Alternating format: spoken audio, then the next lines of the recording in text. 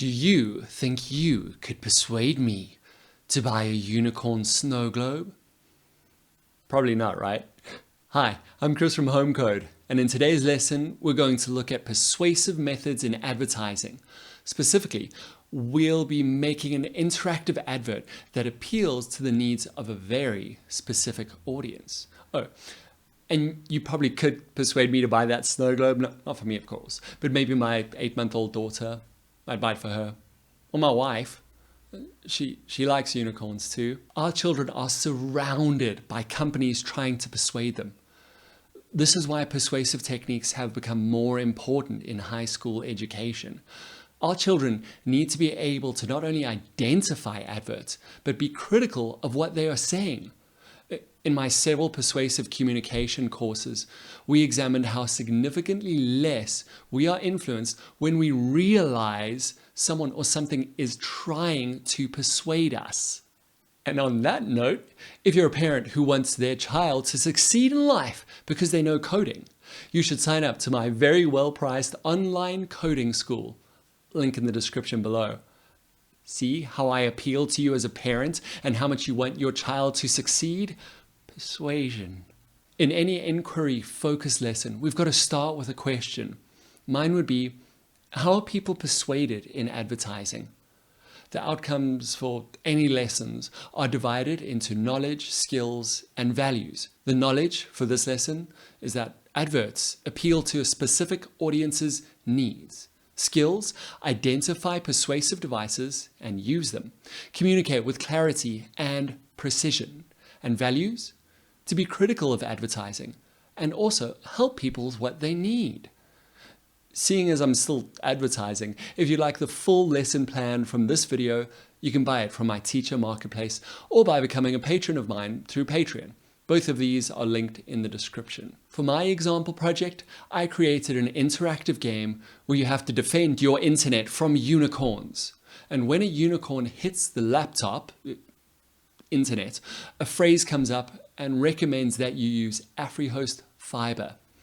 As this lesson continues, make sure you speak and ask your children who they think this is made for.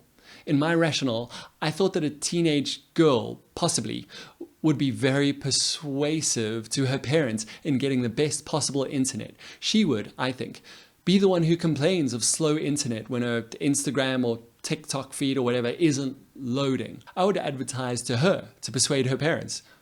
Anyways, onto the actual coding. Here we have a finished example of what this project might look like. We've got our laptop representing the internet, a bedroom where a lot of internet use might just happen, and we'll have unicorns who are trying to attack the laptop, and as soon as they touch the laptop or slow the internet down, we'll have a slogan. And every time that I click a unicorn, it disappears. Every few seconds a new one shows up. Let's see what happens when it hits there. Oh, there we go. Go to a play, the laptop stops and we go to a place where you wouldn't expect a whole lot of good internet connection, a farm. And we've got our slogan, if only we had AfriHost Fiber. So let's go through this step by step. I'm going to go back to the home page and I will click create to make a brand new project.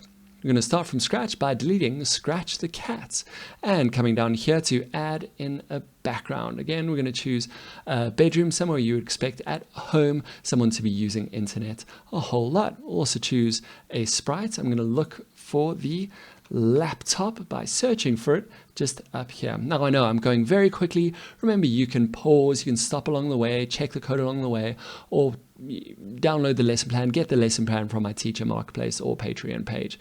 First thing we're going to do is animate this laptop. So in order to do that, got to make sure I've got laptop selected, and I'm going to come over to costumes over here. I will right click this top one and then click duplicate twice. So we've got 3 over here.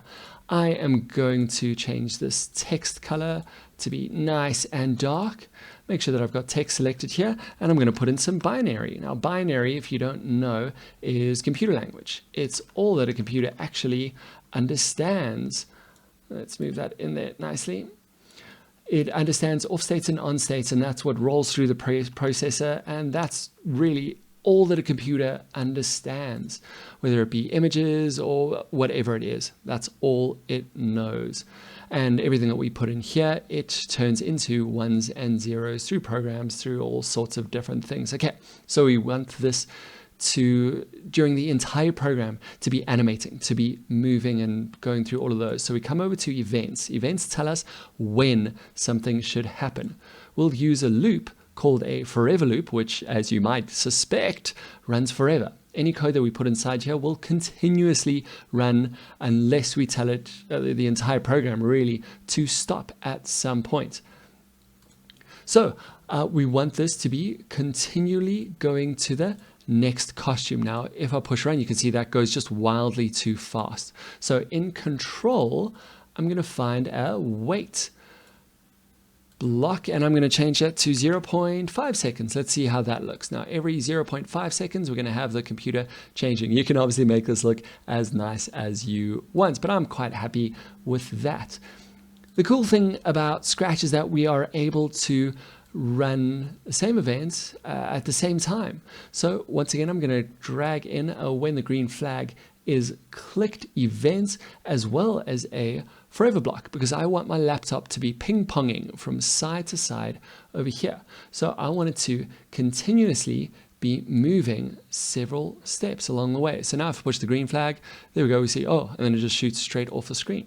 So I don't want it to just be moving along like that. I want it to, if it's on the edge, to bounce. So let's see what happens there. And then it flips upside down. Now that's fine. You can have it like that if you want, but I'm going to change mine so that the rotation style is not rotating at all. And let's see if that works. Ah, there we go. That's working nicely. Now, as long as the program is running and I haven't said anything else, then we'll continue to do that. Okay, let's get our enemies, which of course are going to be unicorns. So I'll search for unicorn. I like how this unicorn looks.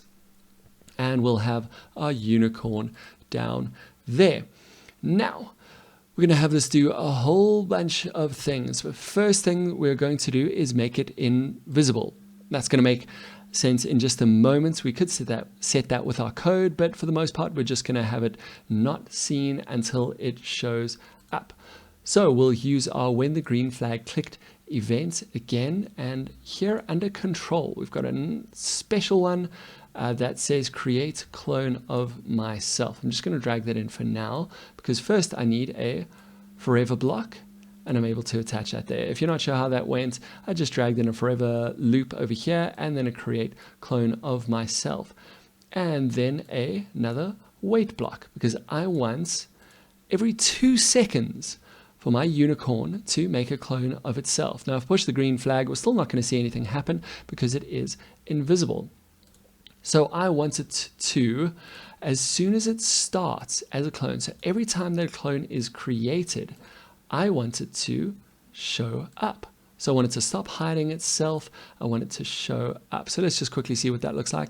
There we go.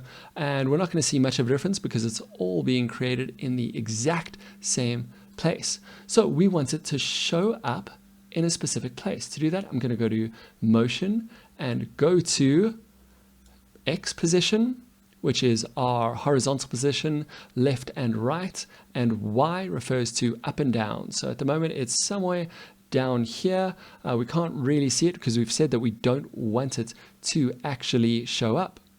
Okay, well, next what we want to happen is for it to be showing up in a random place on the X plane over here. So to do that, we can go to operators over here and use this handy dandy pick random function. And I'm going to say from -170 all the way through to 170. So if I read my code, every 2 seconds a new unicorn will show up somewhere along the x-axis, and we should see that start to happen, which is all fine and well, but we want it to actually be moving up. So again, we're going to use another forever loop over here, and we're going to tell our unicorn to be changing its y value. And this is where we can really set the speed of it, and you can change its difficulty. I'm going to say it should change y by 7, and then every 2 seconds it is going to show up in a random place and move up, which is all fine and well for now. But we want it to be disappearing anytime that it is clicked. So for that, I'm going to go to my events over here again and find when this sprite is clicked. And when the sprite is clicked, I'll come down to control over here again and find this special block, delete this clone, which means that every time I click on a unicorn, it disappears. Great. Well, we also want to run a check so that our program actually ends at some point, the losing state for when our unicorn touches the laptop over here. Okay, so to do that, we need to run an we need to run an if check. So I'm going to grab my if block over here. Now this one checks if something is true, then whatever code is inside here will run.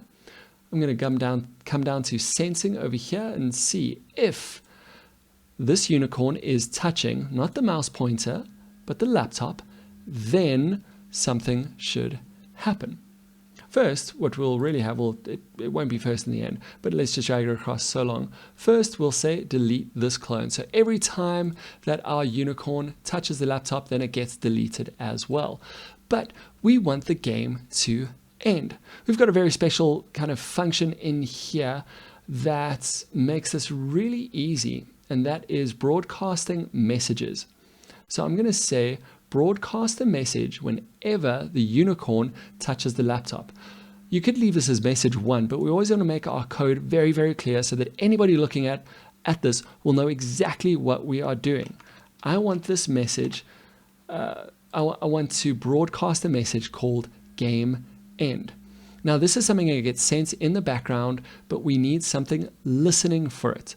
So to start off, I actually want this laptop to be listening for game end. So I'm going to drag when I receive game end, and I want it to stop all. So that means as soon as a unicorn touches the laptop, then all of our code, everything running is going to stop. And you'll see what that looks like. It deletes and everything stops. Ultimately, what we want to happen though is for our backdrop to change and for a new slogan to maybe show up. So before we do that, let's add in another sprite. What you could do is upload a sprite. You could search for the AfriHost logo and pull that up. Otherwise, I've actually got mine saved over here in my backpack from a previous project. So I'm just going to drag it across. Again, this isn't utterly necessary, but I think it is very helpful. Okay, so you'll see that I've got some code prepared here already. You'll see how that works out in just a moment. You can drag it in so long. It's when the green flag is clicked, hide, that is under looks, and when I receive game end under control here, under events, the special event that we have over here, then we want this logo to actually show up. For now, I want to add in another backdrop though. Now this backdrop will symbolize a place where there is very little internet. I'm going to choose a farm for that. So the farm automatically shows up over there, but we don't want it to always show up.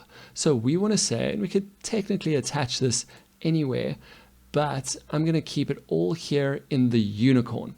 And so under looks, I'm going to say when the green flag is clicked, then switch to the backdrop, bedroom 2. So every time I click the green flag, we will always have that show up. Okay, and then I want to have when this is game end.